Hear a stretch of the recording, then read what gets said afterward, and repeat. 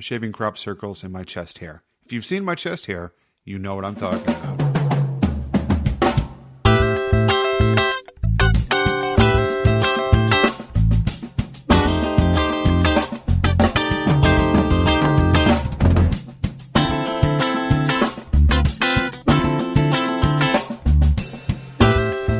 Hey, thank you for tuning in to KDOI Podcasting. That's Chemo's Den of Iniquity. I am your host, Timothy Chemo Bryan, and I'm pleased to bring you into season number 2. This is our 6th episode of season number 2, where we're doing projects all this season. And this project that we're doing right now is writing your first book of poetry. I know, it's scary, writing poetry.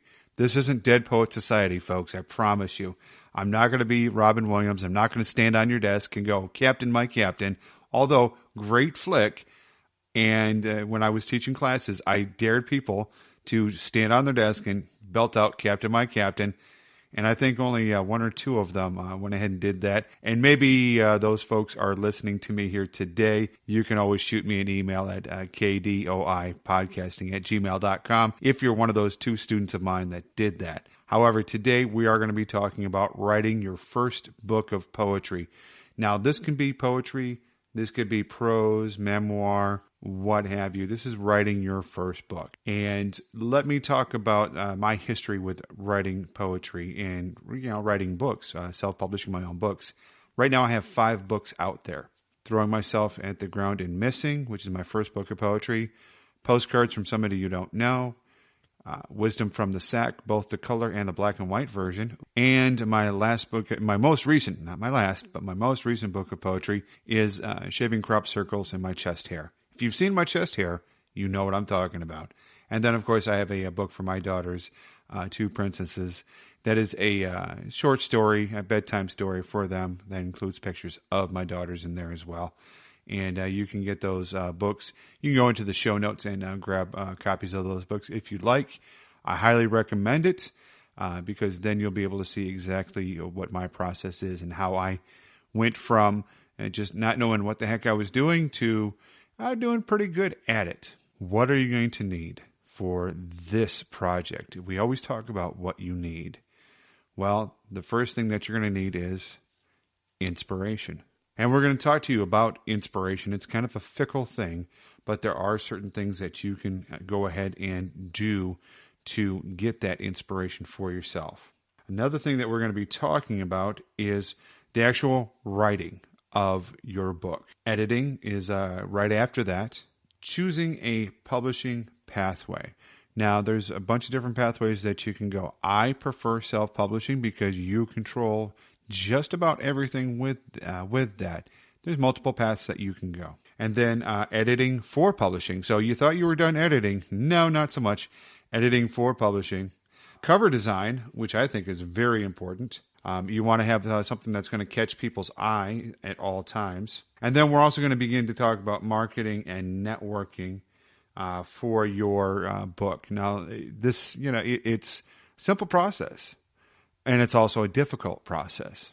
So we're going to help you try to avoid some of the trappings, try to avoid some of the mistakes that I made. But, sometimes we learn from our mistakes.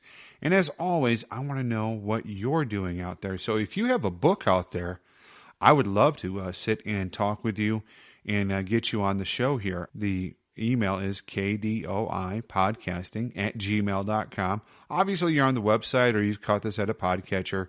You go to KDOIpodcasting@gmail.com. And then, of course, the Twitter at KDOI_podcasting, where you'll catch all of our live tweets for the shows that we have going on here. First things first, why am I choosing poetry? Well, I'm choosing poetry because I think for me it's an easier method of self-expression. Now, I do short stories. I have done the novel thing. But for me, poetry is the easiest way to get that emotion, to get that idea out there. It's compact. Sometimes you are telling a story, but you're telling it in a very shortened way. When I first started writing poetry, I was influenced to do 4-line stanzas, 4 stanzas, kind of like an old hymn spiritual. And I thought, that's the easiest way to do it. So that was my way of doing poetry. I experimented out a lot from that, thank God. And, my stuff now is a lot of free verse, but I really dig different structures that you can get into. So let's talk about that from the get-go. So let's start off with inspiration. My first inspiration came in high school, of all places. Freshman honors English. Why did I take honors English? I am not, my grammar is not beautiful. It's not perfect. Teachers they tear the grammar apart, but they go, man, the content is fascinating if you just learn your own language. And I'm like, I will, I promise. Next year I'll learn it. But this year, let's just work on the content. I was in this freshman honors English class in high school. Miss Baxter, Axe Baxter, I'm pretty sure she's dead. Fast forward ahead, 30 years. She's got to be dead by now. I would hope she would be. But anyhow, we were going through different poems. We were doing our poetry quarter. And she was, doing the Walt Whitman, this, that, and the other.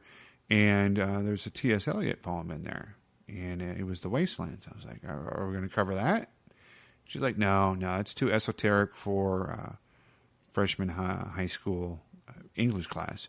Y'all aren't going to understand it. Well, but it's in the book here, so maybe we will understand it. No, you won't understand it. I'm like, so I read it, and I was fascinated by that poem, by The Wastelands. And then the poems about the cats.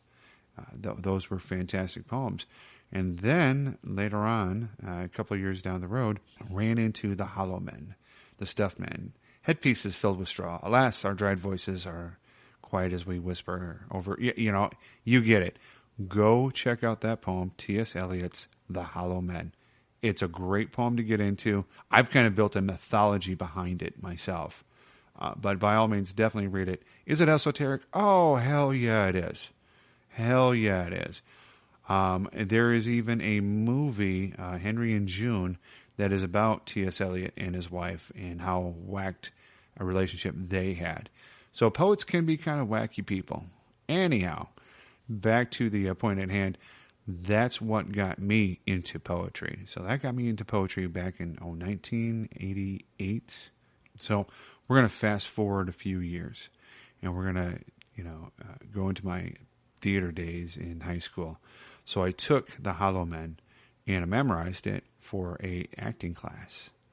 And I thought, wow, this would be great. And I was a lighting guy, so in my acting class, I had access to the light booth and the lights and the sound and everything like that. So I had my buddy Jerry Hinkle. Oh my God, if Jerry Hinkle is still alive, somebody help me find him. And it was my first time kind of doing poetry like that. And I was like, wow, this is fantastic. I'm actually performing this on a stage. Yes, it's for an acting class, but I thought this is the greatest thing since sliced bread. This is what I need to do.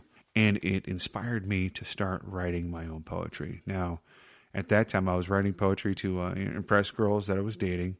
But then I was writing poetry about my friends at the time and the hard times that they were going through. And I don't know why I was writing about that at the time, but I thought, well, that's what you do.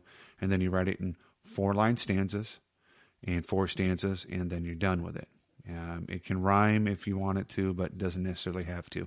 Kind of went like a hymn that you sing like you sing in church. So that's what started me off. That was my inspiration to go ahead and write poetry. And then I started doing poetry readings for years and years and years.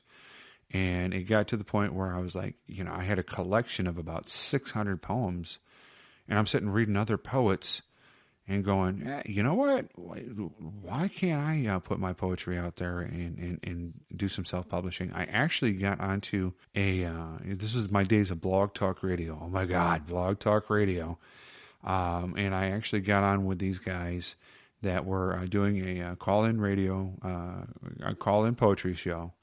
And then the Plebeian Rag, and they went ahead and did a collection of poems from the poets there. And I thought, what the hell, I'll submit my poetry to them. And they accepted it, and they put it in a book. And I looked at the back of the book, and I actually bought a copy. I didn't get a free copy, but I bought a copy. And saw on the back it was, self-published by Lulu. And I'm like, what the hell is this Lulu stuff? I haven't heard of that publishing house. Well, it was self-published. They went ahead and edited everything and put it all together. And then it was pretty much published on demand. So you could go to the Lulu website and order a copy, and Lulu would go ahead and print it up, and they would make a certain amount of money off of it. And Lulu would make money off of it, and then the author would make money off of it. And I was like, wow, I should be able to do that for myself, shouldn't I? So that is the long and short of how I got into self-publishing. And my first book, Throwing Myself at the Ground and Missing, is a wonderful first book of poetry. I want to say it's probably, as far as strength goes, I think it's probably the second strongest. I really love Wisdom from the Sack. That is my absolute favorite. And then Shaving Crop Circles on My Chest Area is my newest one. And I'm growing into that one. And you kind of grow into them, like, when you have kids. One of them might be your favorite for a while, then the other one becomes your favorite. Never let my daughters hear this, but sometimes one of them is more special than the other. I think all parents out there will be able to relate to that. But anyhow, so let's get back to talking about inspiration. All right, so what's going to inspire you? So you're sitting there, you're looking at a blank wall and going, what should I write about? Well, guess what? There's a ton of crap out there to write about. You can write about a blank wall. I've written about a grocery list, okay? I made a poem out of a grocery list, and I called it Grocery List. And that's what the poem was. It was a poem about groceries and going to the grocery store. And, sometimes it's a fantastic trip. Sometimes it's not so fantastic. Sometimes it's a terrible trip.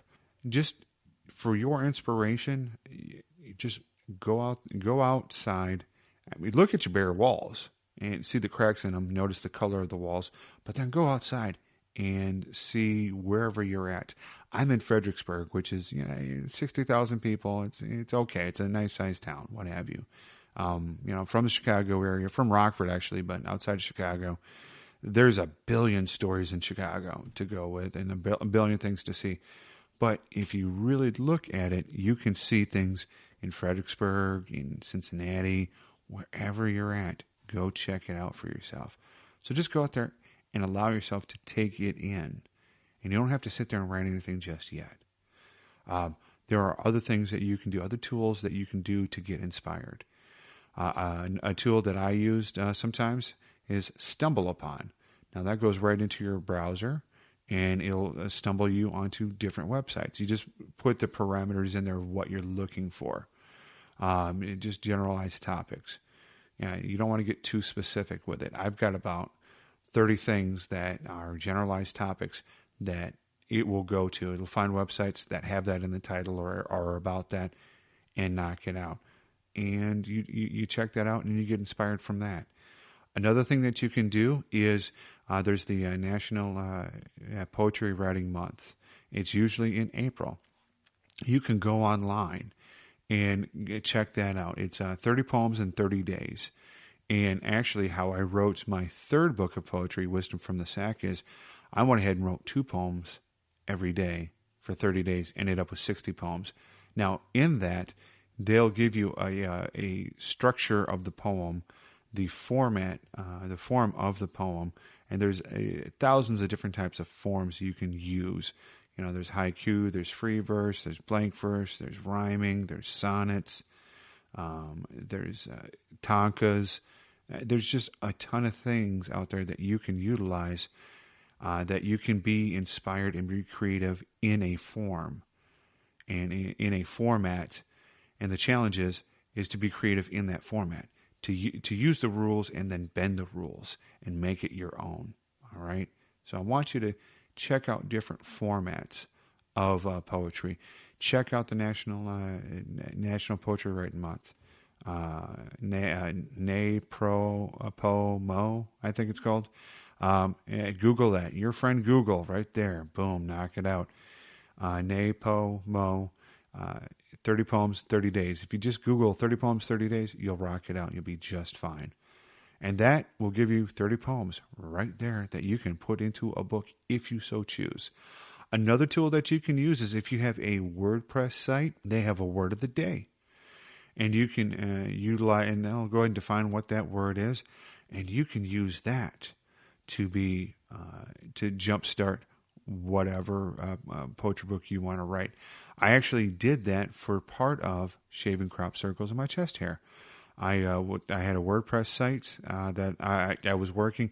Actually, the site that you're on with KDOI came from my WordPress site, and we just threw the podcasting on there and got rid of the writing and knocked it out that way. So check that out for yourself. Get yourself a free WordPress site, and then get on a word of the day or a phrase of the day or a picture of the day, and then that way, boom, you've got inspiration shot off to you. The thing of it is, though, folks, and you're gonna hear me say this a lot. You need to be open to it. You have to not think about it too hard. You just have to be open to the experience, because later on you'll edit it down.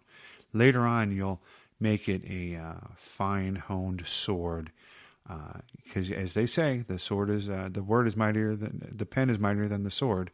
You want to go ahead and worry about the editing later. Just be inspired. Be open to whatever it is you're going to do. That's your first set of tools right there, folks. If you can't find something to write about with those 3 things that I gave you, and actually 4 things that I gave you, step outside your house, go to a coffee shop, just observe. Because really, that's what poetry is about. That's what writing's about. That's what life is about. We're observing things. We're experiencing them. We're open to the experience. And don't be the guy or gal that, well, you can do it, and I've done it myself to force myself into a writing practice. But don't necessarily be the guy or gal that has your pen and paper there and is writing while life is going on around you. You need to take in life, and then you need to write about life. All right. But first, take it in. Get some experiences underneath your belt. Go to a foreign country where you don't speak the language. Go to Paris. Paris is beautiful. Oh my God. I can't wait to go back.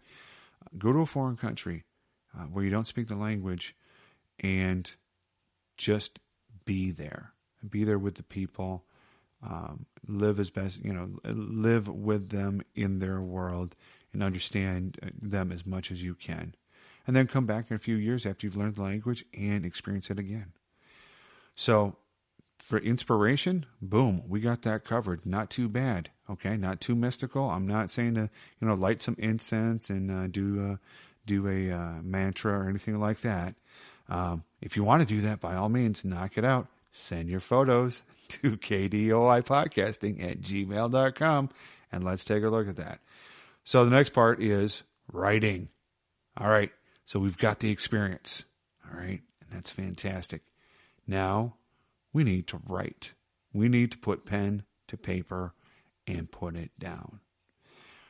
This can be the hardest part, because once you've had that experience is going to be one thing, but then when you translate it into the pen to the paper or the fingers on the keyboard, sometimes you lose a little bit of that. Sometimes you want to keep some of that for yourself versus giving the whole experience away. Remember, memory is not perfect. Memory is never going to be perfect. Sometimes, hey, just take a picture of where you're at, and maybe that'll jog you, and then you can go ahead and write from that photograph. Like we did with the painting last episode, with the oil painting last episode, take a photograph and go from that. Put that on your wall and knock it out. Make that happen for yourself. So when you're writing, I don't even want you to think about the format that you're going to use. I just want you to vomit on the page. Literally, vomit on the page with your pen and paper and knock that out for yourself, okay? You need to get into a rhythm with that writing. You need to be writing. If you don't want to do it every day, I understand, but I don't think, 10 or 15 minutes out of your day to write is asking too much. If you really want this, 10 or 15 minutes out of your day is not asking anything at all of you. All right, that would be bare minimum, I'd say, if you want to write a good book that somebody else is going to want to read. Because essentially, at the end of the day, you want to put that book on your shelf and go, hey, I wrote that amongst all the other books on your shelves. And you want people to pull that book off the shelf and kind of go, hey, what's this? Oh, it's got your name on it. Did you write this? Yeah? Let me take a look at it. It's happened to me multiple times. People look at my bookshelf, they see my books there, and they go, oh, hey, you wrote this? Bingo. And that's marketing. That's later on down the road. So writing needs to be a craft that you do, that you practice every day. Just like observing needs to be something that you're doing every day. Set time aside. Say 15 minutes, I'm going to observe what's going on. And 15 minutes, I'm going to write. Done and done. Too easy. Our next thing is going to be editing. This is where we put it into a form. All right. This is the hard work right here. The first two steps is easy work.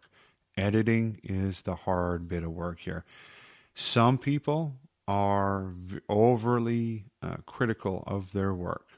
They just are. And they will edit the crap out of it. They'll throw out good stuff and they'll leave bad stuff in, thinking that, hey, I got 1,000 words here. I got to whittle it down to 10. Why? Edit for a good reason. Okay. If you needed to get into a form, edit it into that format. But allow yourself some flexibility to not necessarily go 100% into that format unless that's something you really want to do, unless that's something you're really trying to challenge yourself to do, is to go into a certain format or a certain style and ace it and be the best at that style. Some people go for that, and that's perfectly fine. That's great. I'm glad they can do that. That is super duper, oh my God, challenging. I haven't found a format yet that speaks to me that requires my full attention to go ahead and challenge myself to completely commit to a form. I like having variety in my poetry books. And when you look at my books, you're going to see, man, he's got a lot of different things that he's doing here, especially in Postcards from Somebody You Don't Know. I totally went off a format thing. I was playing with columns, and that was more of a format on the page versus a format of the words. And I experimented with that. Some of it comes through very clearly. Parts of it doesn't come through very clearly. And that's the success and the failure of it. And that's perfectly fine. We all have successes and failures, and we need to embrace those. Just like we need to embrace inspiration, just like we need to embrace the writing process, we need to embrace the editing as well. And not edit ourselves to the bone necessarily, but we need to go ahead and edit ourselves so that we can produce a better product. Next thing you want to do is you want to choose a publish pathway. Do you want to self-publish? Or do you want to get an agent and go for one of the publishing houses? Or do you just want to print this off of go to a copying machine and make a chapbook out of this and totally do everything on your own? Those are three ways to go about doing it. Myself, I'm a big proponent of doing the self-publishing thing. I've gone through Lulu.com, and I've gone through Amazon, the Create Space. Amazon is the 800 pound elephant, an 800 pound gorilla, an 800 pound crossbreed of elephant and gorilla, you could say. And you can get it shipped to you for free within 2 to 3 business days. No, but seriously, folks, I really enjoy Create Space. I think the royalties are fine on that. It's not too bad. If you get up to $25 in royalties in a quarter, anything above that, they'll go ahead and cut you a check. That's not too bad. I mean, if you're really pushing yourself, promoting yourself, then you should be able to nail that every quarter. Not a problem. Plus, they have the widest network. It's easy. Everyone's on Amazon anyways. You can go, hey, listen, my stuff's on Amazon. Just go ahead and look me up. Boom, done. You don't even have to give them a website. Just boom and done. You can also put it on Kindle very easily from the Create Space. So for folks that don't want to have physical books, they can get it right on their Kindle, which can be on their phone, can be on their tablet, can be on their laptop, however they get it out there. Or you can do it both. And that's how I have my books. I have my books both on the Create Space on the Amazon and on the Kindle. That way I can reach the widest possible audience that's out there. I can get people that have to have the paper copy. And then I can get people that, don't want to deal with paper. They just want to have it right there at their phone and not, have to worry about, hey, I'm going to go on a train ride or I'm commuting. I can't have that there. Rock it out. Put them in both. Make yourself happy that way. Lulu has their own version of that. You can, you can do a paper copy or you can do a PDF copy. I'm not a huge fan of the PDF copy. I've seen what that looks like. It's all right, but that's a whole other ball of wax that I'm not a big fan of. The Kindle copy that comes out with Create Space, and I'm not getting paid by Create Space, folks. If you go to the Create Space or Lulu or any of the others that are out there, I don't make a dime off of that, but I would like to know what your experiences are with it. So if you would email me at kdoipodcasting@gmail.com. If you've done a different one than Lulu or Create Space, I'd love to know about it. I'd love to know your experience. And I'd love to get you on the show here so that way you can talk about your experience. I just want to step back one quick moment here, back to kind of inspiration and writing. A good way to help challenge yourself to stay on the writing track is to go ahead and join up with writing groups. They have them all over the country on Meetup and, Facebook. And they all meet up at like little coffee shops or bookstores. We've got one here in Fredericksburg, the Fredericksburg Writers Community. And we usually meet up at Books A Million or at Starbucks. Not too bad. Pretty cool. All right. So utilize those writing groups to help keep you motivated, help keep you inspired, and get some input on what you're writing. And they'll help you keep on track. And then the other thing is you need to help keep them on track too, because they're helping you out. You need to help them out. And the other thing with that too is the National Poetry, the 30 Poems, 30 Days, stuff. They have a thing where you can submit your stuff online and have people kind of cheer you on and make that happen for yourself. So utilize those tools for your writing and even for your editing too. A lot of times folks will listen to it and go, "Wow, that sounds like crap," or "Hey, that sounds like this other poet that I know." Right on. Give us more of that. And that can be your marketing strategy right there. And you never know, you could have your next reader be somebody in your writing group. Once you've chosen your publishing pathway, then you need to edit for publishing. And you're like, "Hey, Tim, I just edited one time. What the hell's up with this?" Well, if you're going to go with a online publisher, with a self-publishing kind of thing, like CreateSpace, or if you're going to go ahead and do Lulu, they want it in a certain format. So that way they can print it. And usually they want it in either a Word document or a PDF format. When I've done it for both of them, it ended up being a PDF format.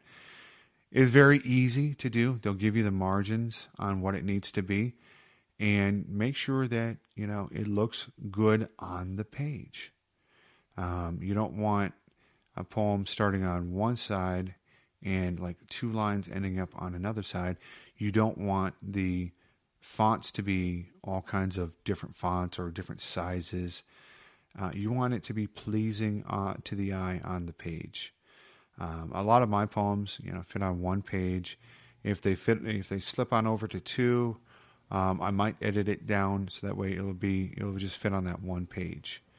And I'll, hey, who's going to know? Because probably no one has seen that poem before I've pushed it out there, or maybe they've seen that poem but in a earlier version of that poem. So make sure that you're making it pleasing to the page. Give some breaks to the reader, okay? Give them some blank space, because a lot can be said when there's nothing there.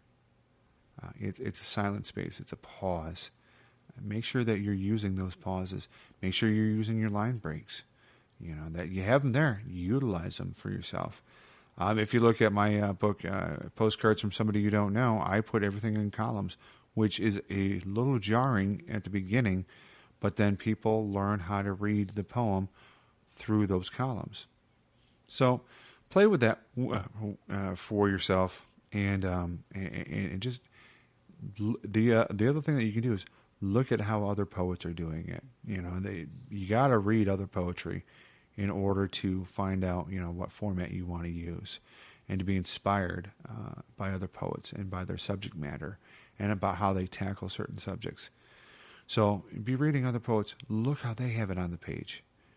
I'm not asking you to reinvent the wheel, folks. I don't want you to reinvent the wheel. If you want to do some crazy, crazy ass shit, take a look at some Saul Williams stuff.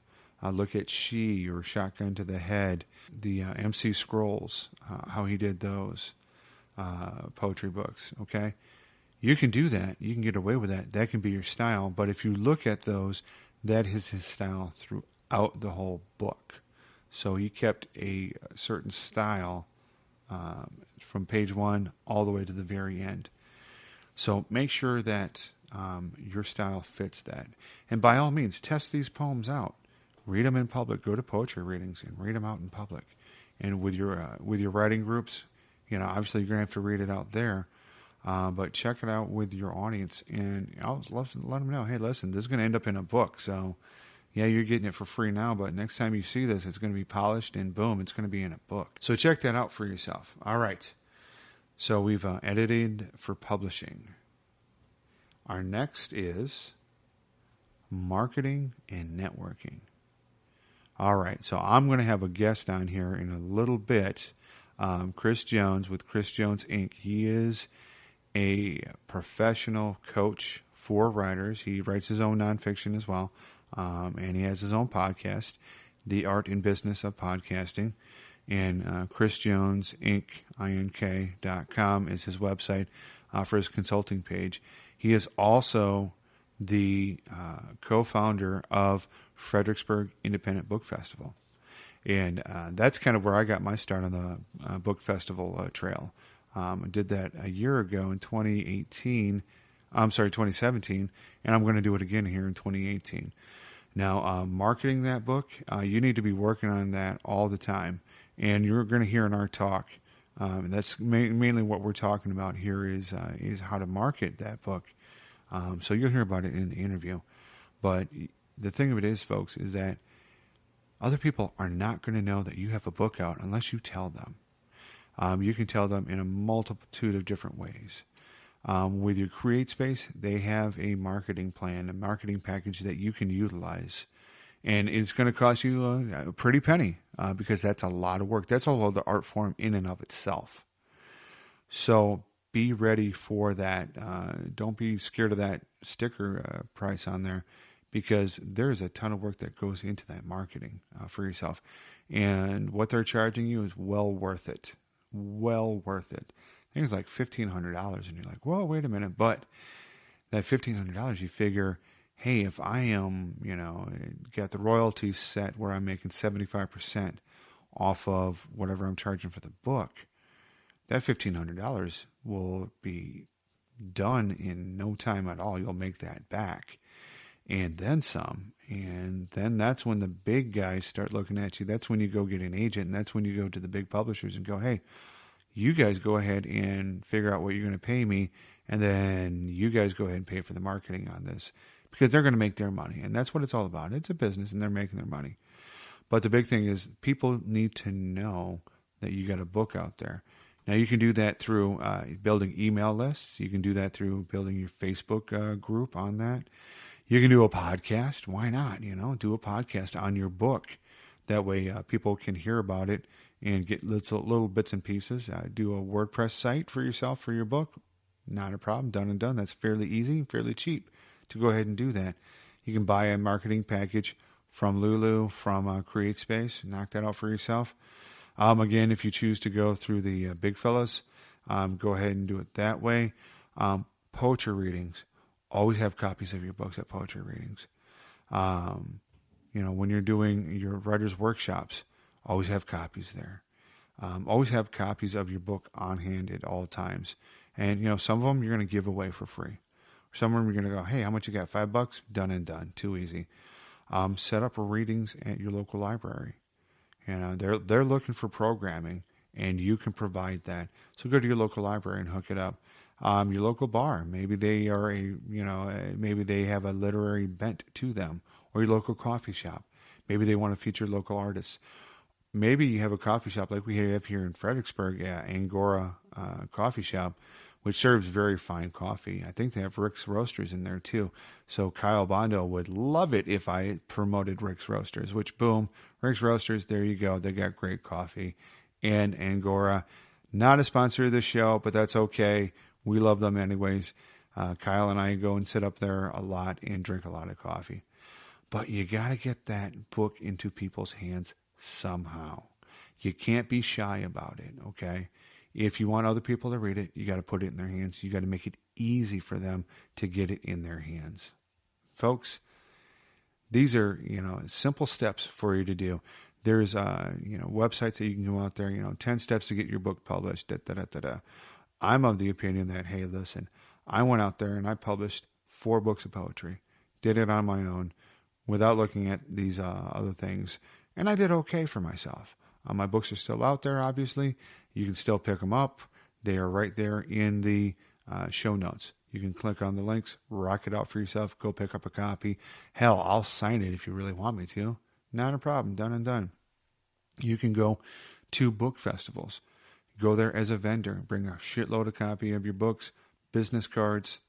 I even put my old banner that I used to use at the Fredericksburg Independent Book Festival.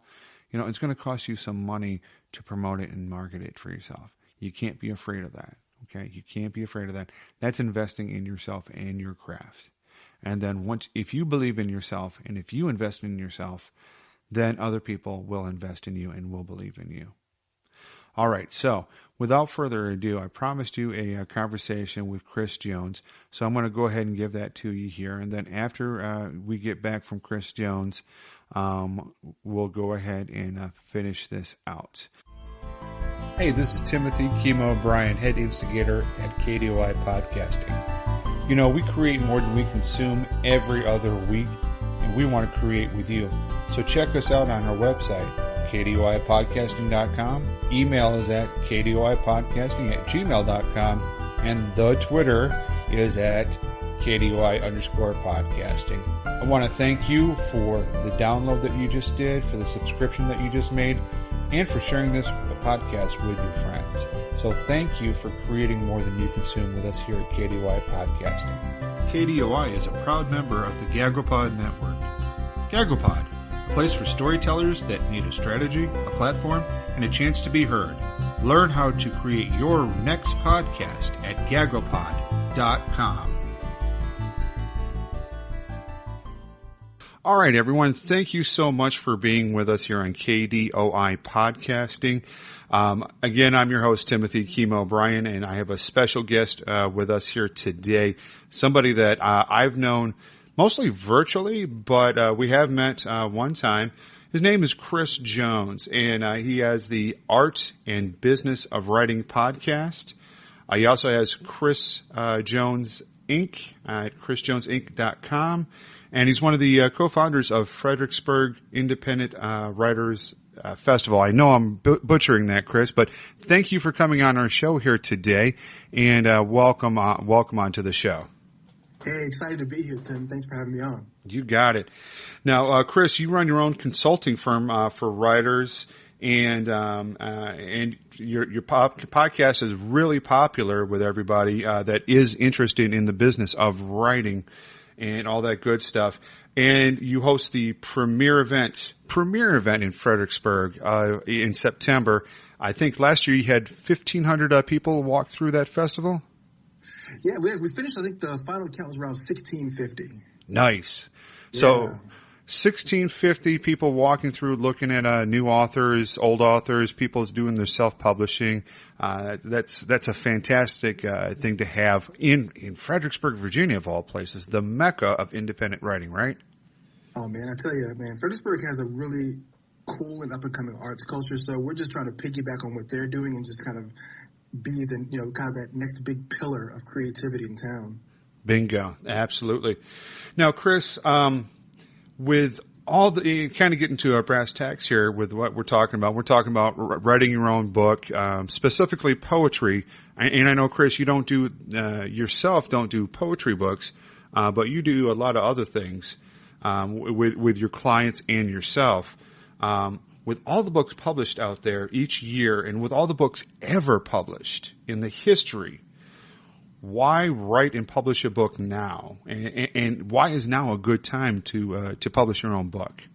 Well, I think because everyone has a unique audience, and that's what I tell my clients is like, because I get that question all the time. Hey, well, why should anyone want to read my book, or why would anybody buy, my story? And it's because you have your own unique story. Your story is going to touch someone. Like, every person who's ever written a book, whether it's, Jeff Goins or Tony Robbins, they're going to reach a certain number of people, but they're not going to reach everybody. So you need people to write and share their stories to fill those gaps, because I've read a lot of fantastic books from independent authors who have given me a lot more energy than some of the big, New York Times best-selling authors, because they're coming from the same place that I am. I look at them as being at the next step up from where I am, so they're more relatable to me. So their progression is something that's very, very much more realistic for me to reach, as opposed to looking at a guy like Jeff Goins and saying, man, I aspire to be there, and I know that one day I will be there, but the chasm right now is so wide. So when I look at an independent author who's got a story that's close to mine, and he's maybe a year or 2 years ahead of me, that's a race I can run. And so that's why I always tell my clients, you're giving the person behind you the blueprint to the race that they want to run. Absolutely. Absolutely. And, with a lot of my listeners here, this is going to be, the first time that they've ever done anything like this. This is going to be their first book out there. So I know for me, the first time I published my own book and put it on the shelf, I was like, wow, this is, because I've got a lot of books. I as a writer, one of the things that I learned a long time ago is to do a lot of reading before you write. And now I have 4 books of poetry myself and a book of for a short story for my daughters for bedtime. But when I put that book on the shelf and I look at it amongst all those other authors, I get a great sense of satisfaction on that. Like, hey, I did that. I'm on the shelf with everybody else, and that's good enough for me. When you're working with your clients and for yourself, describe that feeling, that sense of satisfaction that you get when you see your book on a shelf, or when people that you work with see their books on a shelf. Well, Tim, it is that feeling of like you can exhale and say, man, we did this. Mm-hmm. Because when you're in it, man, you're in it, and sometimes there's just so many moving parts, and you're not really enjoying the process always. Sometimes the process is tedious. Sometimes the process is frustrating. There are things that have to be worked out. But then once you finish the product and you type the end, and that goes to the editor, and you make all those changes, and you actually slap a cover on that, man, like all that, it's like they say in sports, like winning cures everything. It's the same thing with self-publishing. Actually physically holding your book cures all of that frustration, all of that sweating that you did, all that hard work that it took to get from the idea all the way to the completion. It just cures it all. And then, like you said, there's a lot of pride that goes in having a book in your hand that has your name on that spine and your name on the cover and your picture and your story on the back. Absolutely. And talking about that process a little bit, I'm glad you brought that up. And it is a difficult process to go from inspiration to having that book right there on the shelf. For you, what is the most difficult aspect in that whole process in creating your work of literature, whether it be, a fiction, nonfiction, poetry, memoirs, doesn't matter the genre. What do you think is the most difficult aspect or most difficult part of the process? Writing the outline. Writing the outline, okay. Hands down, writing the outline. Because when I write the outline, my goal is to be as specific as possible. I write the outline with the thought that I'll send this to a publisher. So I want my outline to be like pristine. I want my complete synopsis to be as if it's ready to go and shipped to a major publishing house. So I spend a lot of time making sure that, my chapters and my ideas are all expressed on the outline, that I know who I'm targeting. I know what my keywords are going to be in Amazon. I know basically what the log line of the book is going to be, so that when it comes to marketing, I know exactly how I want to pitch this book. If someone says, hey, what's that book you're writing? Tell me about it. I'm not giving them the whole dog and pony show where it's like a 20-minute speech about the book. I can tell them the Netflix version. Hey, the story is about this, and this is what happens at the end. Or this is how the story shapes up, and then buy the book to learn the rest of it. Mm-hmm. So for me, building that outline and putting that synopsis together is the hardest part because it does take the most thought. Because then once I've got that, then the writing comes very easy. So it's kind of like putting the skeleton together, and then with the rest of it, you're putting the flesh on the bones of that skeleton then. That's exactly right. Bingo. We're not even close to Halloween, but I'm already thinking ahead towards Halloween. All right, so let's say somebody is listening to us here today, and they've got an idea for a book, and they feel they're ready to go. What do you think is the number one trap they need to avoid, or what is the number one thing that they need to embrace? And you've already kind of mentioned that, the importance of that outline, but maybe something that they just need to absolutely avoid and not do whatsoever. Now, when you say ready to go, are you talking about that's ready to publish or ready to start writing? Ready to start writing. Oh, so the thing that they need to let go of is perfection. Mm-hmm. Like the thing you have to let go of is that this is the sloppy first draft. Just get everything down on the page, get all your ideas down, put everything together. Don't worry about going back over and editing as you write. That will be more discouraging than anything else you do. Mm-hmm. But just getting everything on the page and just out of your head. That's the one thing I recommend that people try to avoid. Don't do that. And then the thing to embrace is the process. It is a process. Some people can write a book in a week or 2 weeks or 3 because they're just so prolific and their muscle is already built to write that quickly or to write that prolifically. And some people takes a little bit more time. Maybe you've got children, maybe you've got a job, and you got to factor all those things in. So you have to embrace the entire process and just say, hey, look, you know what? I'm going to put a deadline on this. I'm going to put a certain number of words on it. And I'm just going to chip away at it every single day until I actually get there. But have fun while you do it because, mm-hmm. I mean, the feeling you'll get that with every single book. But with the first book, it's just there's something special about that process the first time through. Absolutely. Absolutely. I know the first time that I did my first book, I made a ton of mistakes on there. But it's a beautiful book. Everyone should go get it. And you're going to have a signed copy when we do the Independent Book Festival again. I forgot to get it to you last year. You're getting signed copies of all my books this year, so you'll be squared away on that. But that first book, for me, made a lot of mistakes with that, but that's okay because the second book got better, the third book got better, the fourth book is probably the best book out there, and you learn from those mistakes.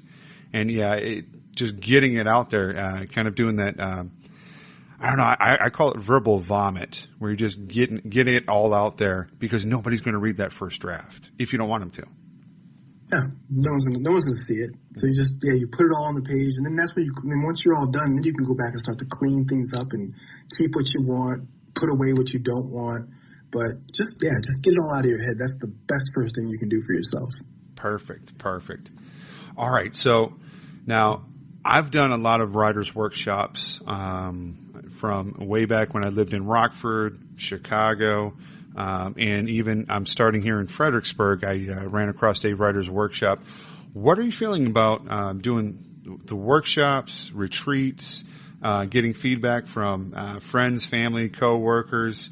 How do you approach that kind of stuff for a brand new writer? Is that a good thing for them to do? Is that kind of a bad thing for them to do? What's your feelings on that? I think writers groups are fantastic. You're seeing more of those pop up now. You're seeing more readers groups and writers groups pop up. But I think that having a writers group helps new writers to, one, see that the process never ends. Like even seasoned authors struggle with imposter syndrome. Seasoned authors struggle with getting their story right. Seasoned authors struggle with their plots, their writing. So you'll get to see all the mistakes of people who are ahead of you, and you'll see that, wow, they're no different than me. They're just in a different place in the process. But you also benefit from that wisdom. You benefit from being around people who have been in the game for a long time, who've been writing for a long time, who can look at your work, who can critique it for you in a constructive manner, who can tell you, tips and pointers that will help strengthen your writing, or even, whether that's just the writing of your book covers or whatever the case may be, whatever you want them to critique you on. But having that, like for me, just having a cluster of people around me that I know that I can lean on, who understand what I do, because not everybody understands creatives at all in general, not just writers, but artists in general often go misunderstood by the general public. It's like, creativity, get a real job, but this is a real job to us, Yep. This is our life. This is what we're put on earth to do, is to create and entertain people. So being around people who understand that mission when sometimes the rest of the world doesn't is a massive help. Bingo. And I think another thing, too, is you really want to be careful. The workshops that you go to, you want to get good constructive feedback. Some of it's going to, make you feel all nice and warm. Some of it's going to make you go, oh, man, this piece really sucks. But I've been to the extremes. I've been to writers' workshops where it was, we're going to rip everyone a new butthole right. to everything is nice. Everything is great. Oh, you're a fantastic author. And for me, the hard thing is I want people to be real with me. I want people to be honest with me. Let me know, hey, when you got something good, fantastic. When you got something that stinks, I got to know, because if you don't tell me, I'm going to put bad stuff out there and it's going to make me bad. And when I give feedback, I always tell people I'm going to give you one of three choices. One, I'm going to rip you a new one. Two, I'm going to give you nice and medium. Or three, I'm going to be soft and cuddly. You tell me which one you want. Now, how do you do your feedback? Yeah, no, I'm very straightforward. Like for me, I'm very much like a mentor or a teacher. So what I do is whenever I typically give feedback, I highlight and say, here's what I suggest. Here's what I think would make this work better. Here's how you can strengthen that. So I really leave it up to the author to make all their changes based on what I put in there. But I take it almost from a very academic approach, where as if I were a teacher grading a paper. Mm-hmm. Absolutely. All right. Now, I know in our pre-work here, I said we're not going to go to the nice feely. We're going to do more nuts and bolts. But this is my nice feely question for you. All right. Where is the place that you go to for inspiration? What well do you draw from every time that is pretty reliable? Inspiration for me is kind of everywhere and anywhere. But there's certain places that I go to that I know I can dip into that well for inspiration and grab something out every time. Where do you go for that? I go to a website called writingroutines.com. Mm-hmm.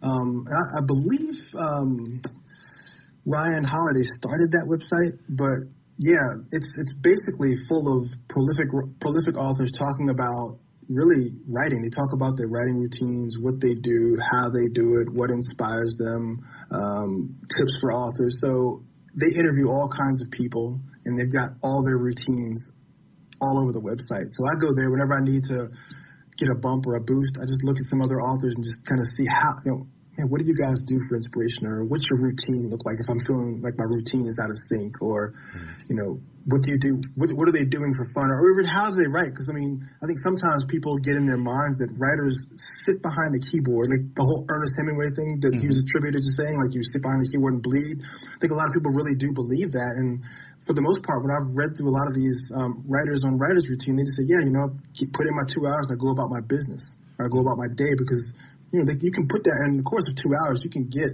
2,000-3,000 words down. If you're in a deep work mode where you shut the world out, you turn off all your alarms and alerts, you're not playing on Facebook, and you're very focused on your story, you can actually get things done. So for me, that's where I go. I go to writingroutines.com. It's just a fantastic resource. Perfect. Myself, I've used StumbleUpon just to randomly find different websites out there in the universe. And sometimes I get my ideas directly from that. My problem, though, is I'll sit on that for about 2 or 3 hours and get nothing done. This is fantastic. This is great. And then, it's midnight and you're like, oh, wait a minute. I was supposed to look up something. That's so funny. Yeah, it's something else I do. I'm kind of a cover geek, too. So I'll spend time Googling book covers. I'll go to Pinterest and I'll look at book covers. I don't know, something about seeing the finished product moves me forward. There you go. It kind of gives you something to shoot for. You got that on your wall and you go, boom, that's what I want to end up with. Well, we're talking about technology here. So, with it being we're in the 21st century, amazing. We made it to the 21st century. And with everything that the 21st century has changed in technology-wise, what are the types of tools that you're using these days that are new and haven't been out unlike, sitting down using a typewriter or not using a quill and ink and all that kind of jazz, what are the tools of the trade that you use? I'm really simple. I mean, I use a Pomodoro timer called Be Focused. I keep it in my taskbar, and I use that to keep me moving forward with time. Whenever I'm writing, I use Scrivener. I use Scrivener for writing all my books. And then when I'm trying to work out sections of books, or if I'm working through particular things that I need a focus screen, I'll switch over to Byword, and I write inside of Byword because it's just a very plain text editor. And I just fill the entire screen with a big blank screen and just type into there and work through sections of the book in there.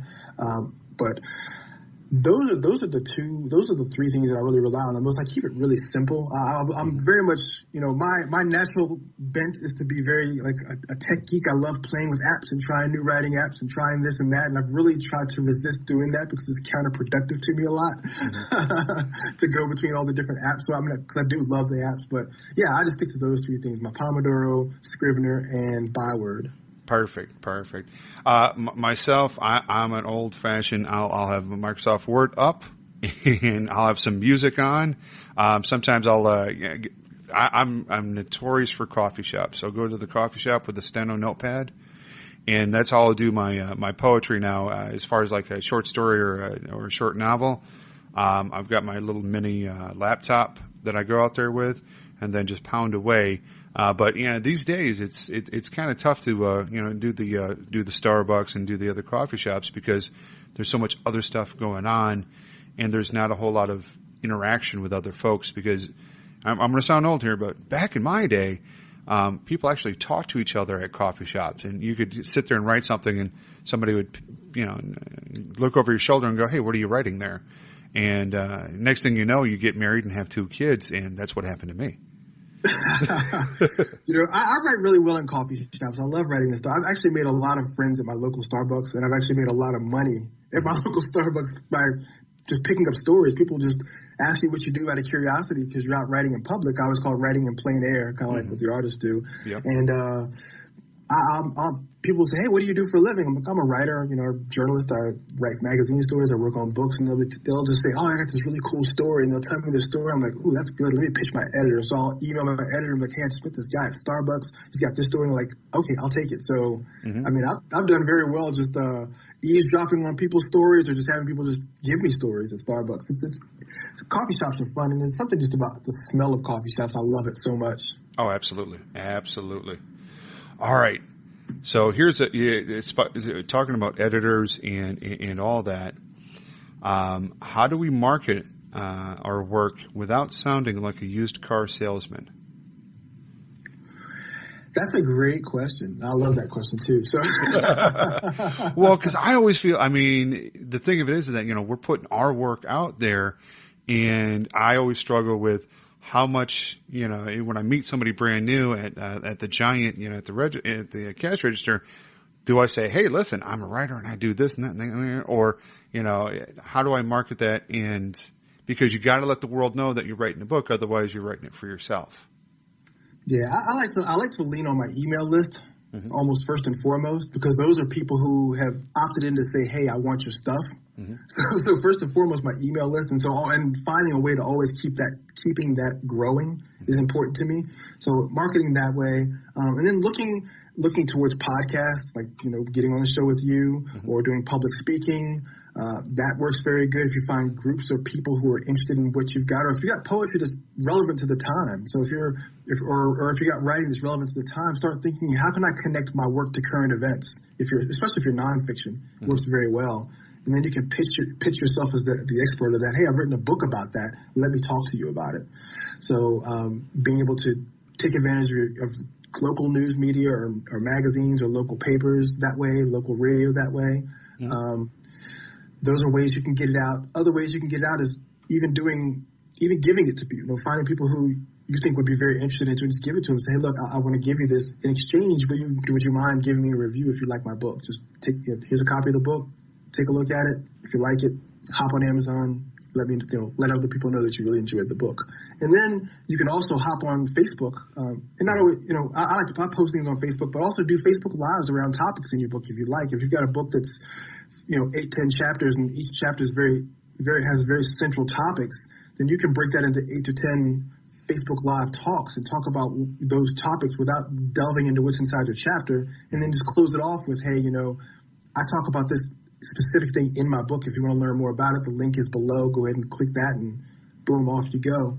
Mm-hmm. But yeah, you have to be very aggressive when it comes to marketing. And for me, it's a dance, it's a game, mm-hmm. but it's something that you do. Something I heard Ryan Holiday say is that, however long it took you to write the book, that's how long you should just keep marketing the book. So if it took you a year to write the book or 2 years to write the book, then give it the shelf life of 2 years of just constantly marketing the book and talking about it and getting it out to people. But another thing to do is also rely on your website. Mm-hmm. Again, I'm so nonfiction, so I'm just going to talk to nonfiction authors here, but rely on your website. So basically driving people to your site to find your book, or look for opportunities to guest post about topics that are in your book, and then loop it back to, hey, get my book as the calls to action at the end of the post. So finding different ways to maximize the shelf life of your book on different mediums, it's the only way to get it done. Perfect. So at the end of the day, you don't feel like a used car salesman. You're just marketing your book out there, and it's a job for you. You're making your money doing that kind of stuff. Right. I'm just finding ways I'm finding ways to first give education or give the audience something they want, and then telling them that the rest of it is found in my book. Bingo. Basically. Yeah. Bingo. So this leads me to my next question here. How much of this is fun for you, and how much of this is work for you? And I guess most importantly, does this have to be fun?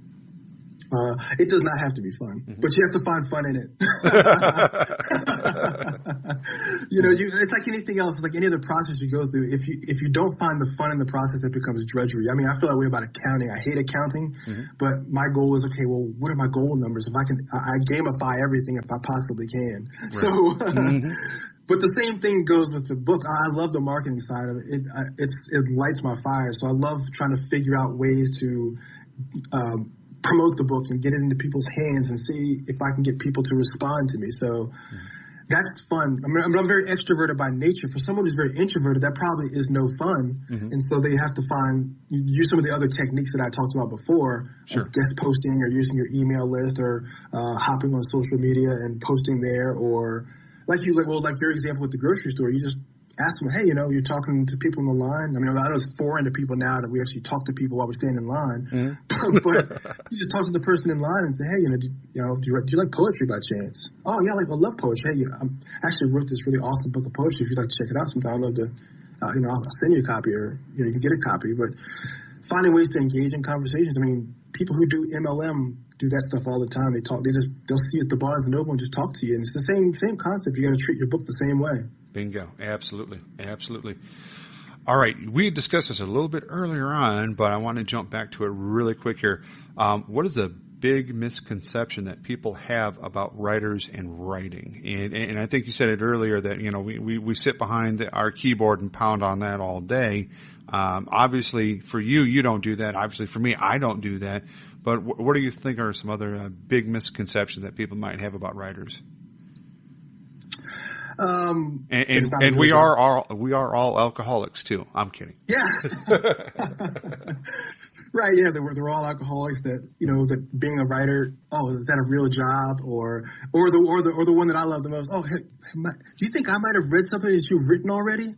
And I'm like, dude, come on, you probably haven't, but who knows, but you probably haven't. But, so those are the big ones. I'm trying to think of what else are the misconceptions of writers. That you don't make any money, that, you're just kind of getting by, you're not making ends meet, or does writing pay? I get that too. You make money writing? Mm-hmm. Of course I make money writing. I wouldn't be doing it if I didn't make money. But those are the big ones. That last one is probably the biggest one. Like, I don't think people understand how important writing is to society, because writing isn't just writing books. I don't just write books. I write content for people. I edit. So there's so much. Writing is such a multifaceted thing, mm-hmm. that people can't wrap their mind around the fact, oh yeah, I guess that does make sense. I'm like, yeah, you read magazines, don't you? Yeah, that's writing. You buy ads based on things that you read. That's writing. Absolutely. You look, you watch movies, don't you? You love movies. Yeah, somebody wrote that first. Mm-hmm. So, just helping people to understand that writing actually is a profession. It does pay bills. People do get paid well to do it if they do it well. Bingo. Talking about paying bills, what's your next big project? What's coming down the road for you? So right now, I'm in the middle of a couple of client projects right now. I've got a book that I just finished editing. I've got one that I'm ghosting for someone. So those are two big things that are not mine, but that I'm working on right now. But I'm actually working on another book. I've just started I just wrapped the outline up for a new book about a week or two ago. I finished the outline for that. So now it's about actually putting that book together. And it's a book for writers. It's a book of writing inspiration for writers. Because it's something I've noticed in a lot of my Facebook groups and a lot of different social platforms and forums is that discouragement kind of runs rampant with writers. Doubt runs rampant with writers. People, they question their ability. They don't know how to stay motivated through it all, because sometimes you pitch your ideas, or you pitch your work, and people reject you. And unfortunately, we've got this perception that because we've got a generation of young writers coming through that they've been told they're great their whole lives. So when they pitch things and things don't go well for them, they're like, I've made 3 pitches and nobody took my pitch. Should I quit writing? I'm like, dude, I've been getting rejected for the last 15 years. What are you talking about? Mm-hmm. It's just that's just part of the course. Everybody gets it. So just really writing a book to show people that they need to, 1, stay the course, 2, everybody deals with rejection, 3, that writing is a long game, 4, that these are the mistakes that people tend to make as writers and how to avoid them, and then 5, that you can do it. At the end of the day, you can do this. You belong. Bingo. Hey, if I could put out 5 books of poetry, anyone can put out a book of poetry. Come on, I'm nobody great, but I get inspired from great things, and I just regurgitate that right back out in my poetry, and people buy it, and I'm happy with that. Yeah. There we go. All right, so this is my final question. Now, in season 1, unfortunately, Chris, I did not have you in on season 1, and I regret that. But luckily, I got you here in season 2. All right. So in season 1, I asked all my artists the magic wand question, and now you're going to get it. If I could wave my magic wand and remove all barriers, what project would you like to work on, and would that project be the only thing that you were known by? The project I would like to work on is I would love to go around the country and just meet people and get them to tell me their stories. I know there's so many people with these interesting stories that they've got, but they don't know how to tell them, or they don't know where to tell them, or how to outlet those stories. And I would love to just have people point me and say, hey, I know this guy in Massachusetts, and he's got this amazing story about how he was the first person to do X, Y, and Z, and you should talk to him. And it'd just be great to go up there and just sit down over, coffee or whatever, and just talk and say, hey, man, so tell me that story that everybody knows. And just go around just collecting all these different stories, slap them into an anthology, and just put it to market and say, look, man, these are amazing people. There's amazing stories all around you all the time. While you get caught up in all the drama and nonsense around you, man, you're surrounded by just people who look ordinary but have done extraordinary things in their lives. So for me, that'd be just a lot of fun, just to be able to, just be funded to just travel and do that. Perfect. Sounds like we got a road trip that we need to schedule here. Yeah, that'd be a blast, wouldn't it? Absolutely. I could record the stories. You could record them as a podcast. I could write them down. We got a little 1-2 punch going on there. And then we just got to find the great coffee shops all across the country, one per state, and we'll be done. Yeah, I like it. Well, folks, in season 3, Chris doesn't know about this, but in season, I'm kidding. No. Excellent. Well, hey, Chris, thank you so much for coming on the show here. We definitely appreciate your knowledge and your experience and sharing with us the ins and outs for this. I think a lot of my listeners are going to take a lot of what you said to heart, and I'm hoping that we have some books of poetry fiction, nonfiction, what have you, that come out of this episode. Chris, any last thoughts you'd like to leave us with, or any websites you'd like to toss at us here real quick? Yeah. If you guys are interested, please check out my latest book. I co-authored it with a lady named Cornelia Jude. It's called Mended Faith.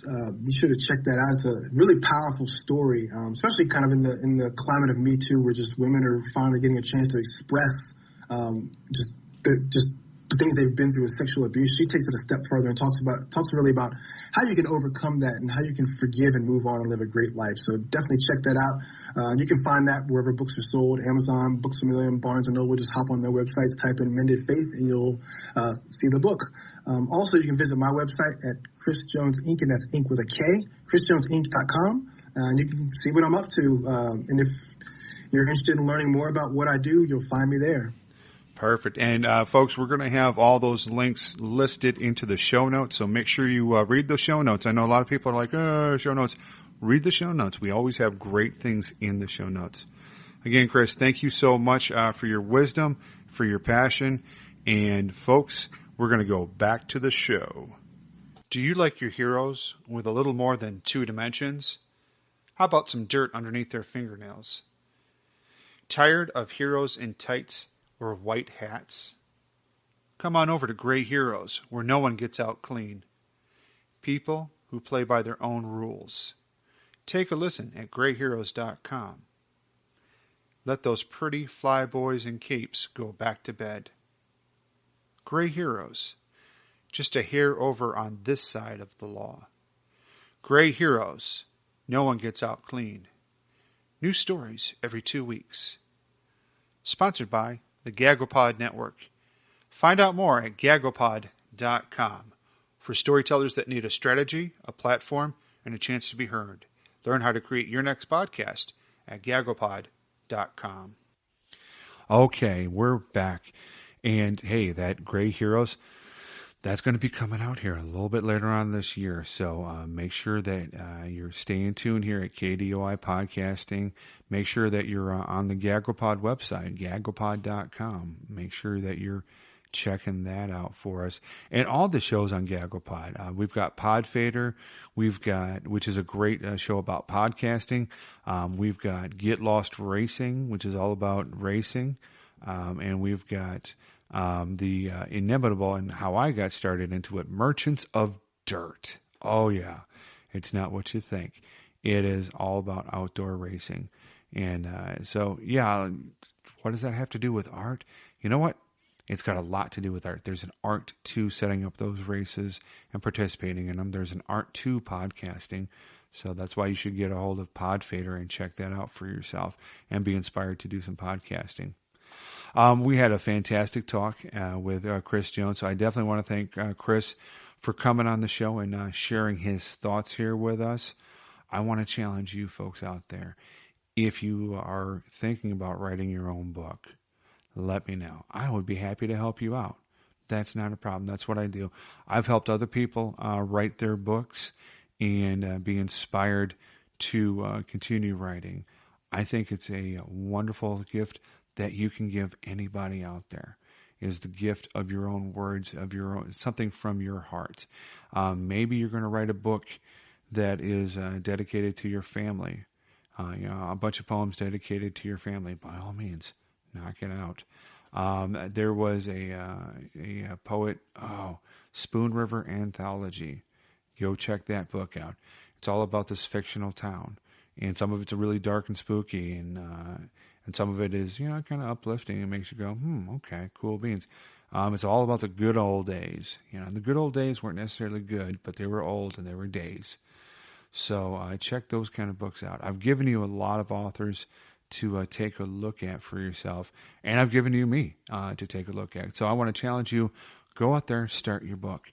If you need help, if you need a good push, hey, KDOI Podcasting at gmail.com. I will be more than happy to give you the push that you need. I would love to see you produce your book. I will help you through that process to produce that book. And then I want to be the first one that you come back to and go, hey, Tim, let me get on your show. Let me be interviewed by you. And let's go ahead and promote this book and knock it out of the ballpark. I promise you I will go ahead and do that if you go ahead and start writing your book. There's plenty of inspiration out there, so go ahead and make sure that you're getting it down and being inspired and keeping it for the future generations. Folks, it's been wonderful talking with you again here this week. In 2 weeks, we're going to have another fantastic podcast here for you. We're going to be talking about making digital music for yourself, so stay tuned. All right, this is Timothy Chemo Bryan signing off for you here at KDOI Podcasting. That's Chemo's Den of Iniquity at KDOIpodcasting.com. The Twitter is at KDOI_podcasting, where we create more than we consume. Thank you for your time. And DJ Vulture, let's bring him out with some good music.